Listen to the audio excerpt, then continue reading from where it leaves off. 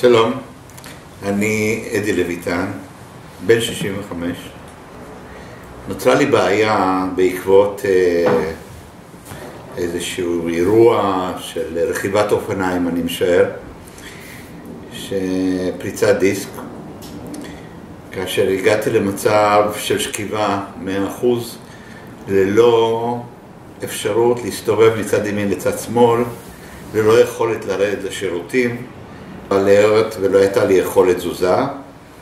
ניסיתי ופניתי לחברים, אחד מהם המליץ לי על מטפל, שמטפל בשיטת בוהן, שלא ידעתי מה זה בכלל, וכמובן ההמלצה הייתה טובה, ופניתי לבחור הזה, שמו ישי, והוא הסכים להגיע אליי הביתה. כעבור כמה שעות הגיע אליי הביתה, ראה אותי, בחן אותי, התחיל לעשות לי טיפול ראשוני שנראה שונה מכל טיפול שאני מכיר, אבל כעבור כמה שעות, לאחר הטיפול, כבר התחילה להיות איזושהי הקלה. יכולתי להסתובב במיטה ואפילו לנסות לרדת ממנה.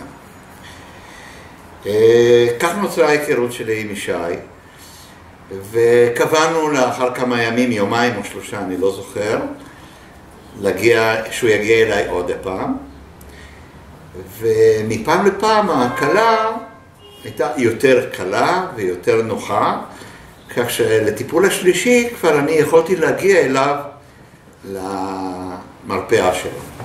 כעבור 3, 4, אולי אפילו 5 טיפולים, אני חזרתי לעצמי, חזרתי לאופניים, אני כבר בקלות עושה את ה-30-40 קילומטר, ועליי להמליץ רק על האדם, על הניסים שהוא עשה, שזה לא קוסמות, זה טיפול.